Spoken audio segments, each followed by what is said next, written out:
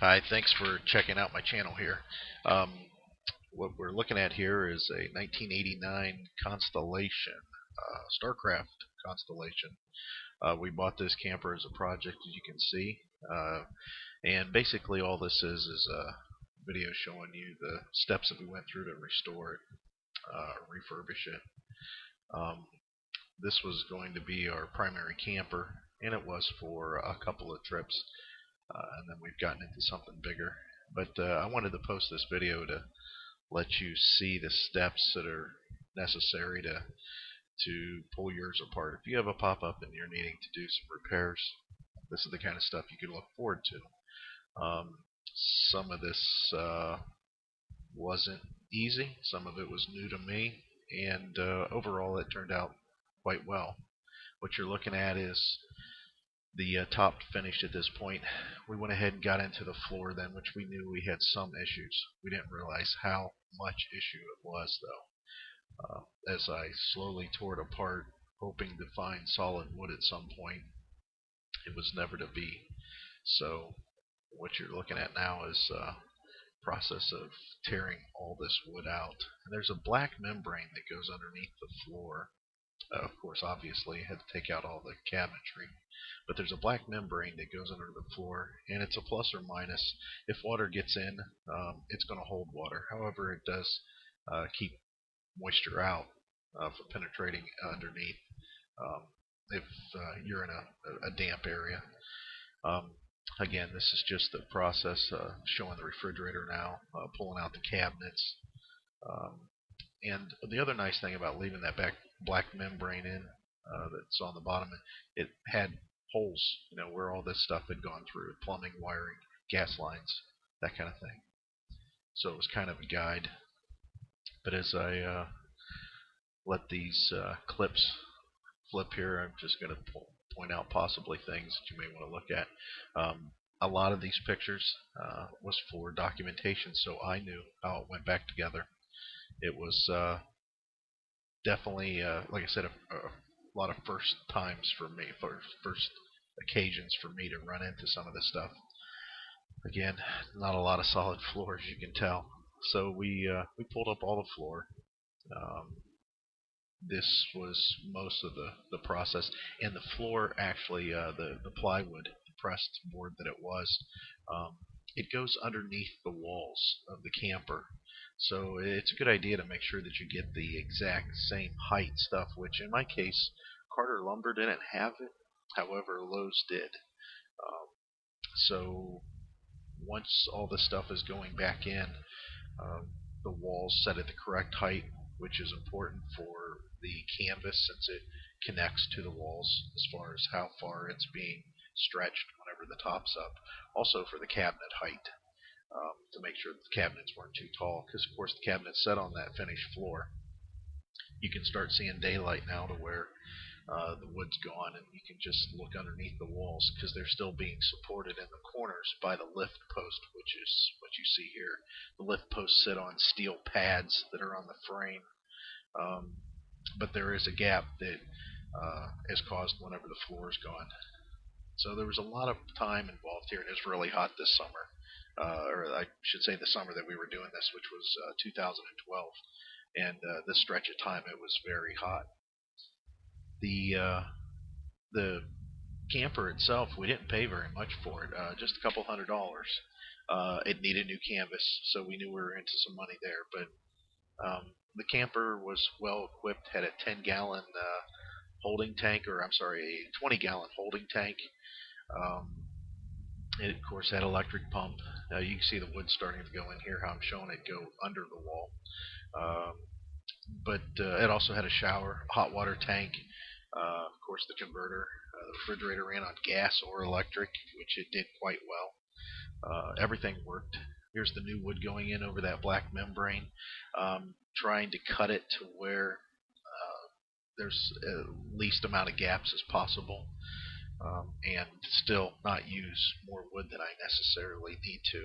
Everything was screwed down, drilled and screwed down, and then glued. Also, everything was glued as far as the joints where they were meeting each other. And like I said, this was a process. I'm not a carpenter, so I am a mechanic, so this is a little bit different, outside of my realm of expertise. This was some cheap linoleum that was up at Lowe's. It was a roll linoleum that was returned, or was a bad section or something.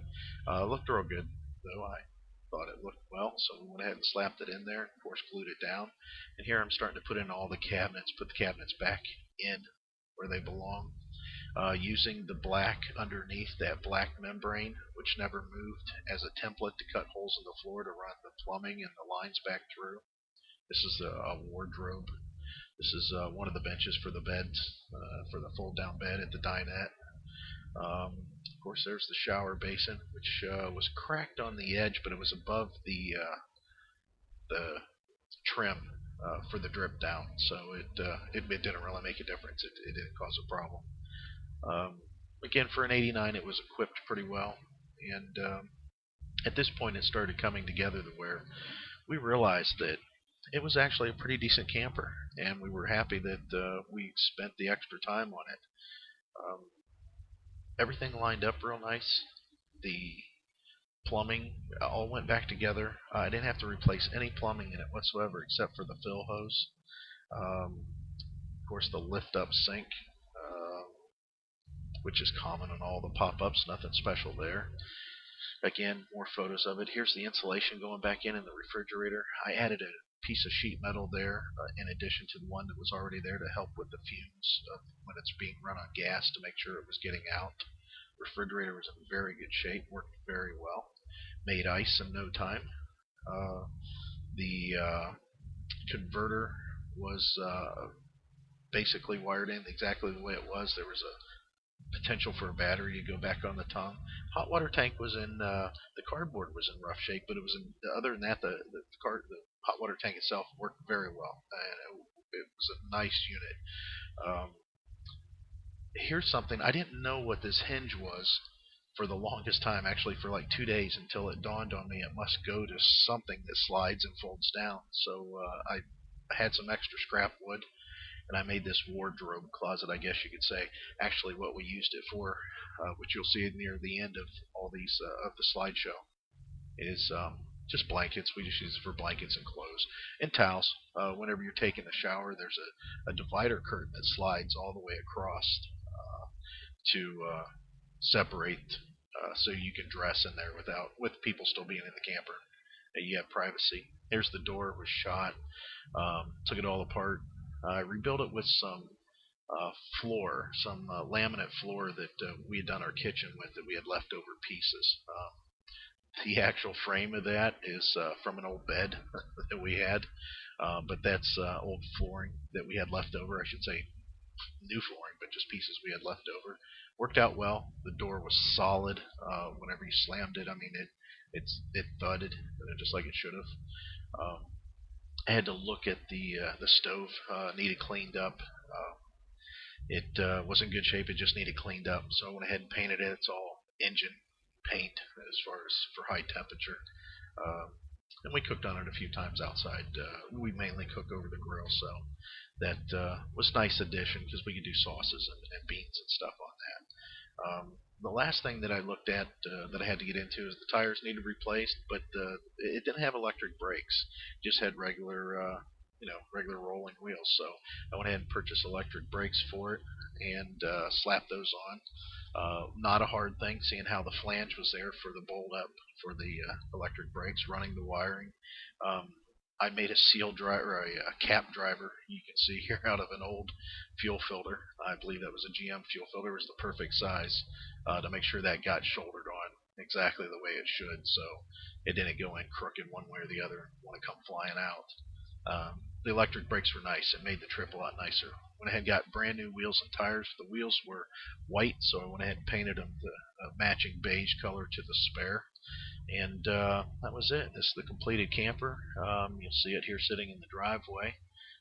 Just a few shots. The awning was in pretty good shape. We painted all the tongue in the frame and that after I sandblasted it, sanded it down. The interior before the curtains and everything was up, or the dinette. To give you an idea what it looked like. We had to replace all those upper panels, and then I put in some aluminum cross supports to help support it. The shower was really nice. We used that more than a few times when the shower house was busy at the campgrounds. This is with all the curtains. We had the paint was still relatively fresh, so we had all the fans running to keep it cool in there and dry it out. But this was just prior to us going camping. First camping trip, our initial launch was at West Branch Campgrounds, very nice campgrounds. And I've got a slide of it here before all the um, accessories came into play, and then you can see the finished product here. I bought those tent poles, which didn't have at Walmart of all places. They had them on closeout, and yeah, it was a nice little camper. But we didn't. We bought this as a project mainly to fix and sell.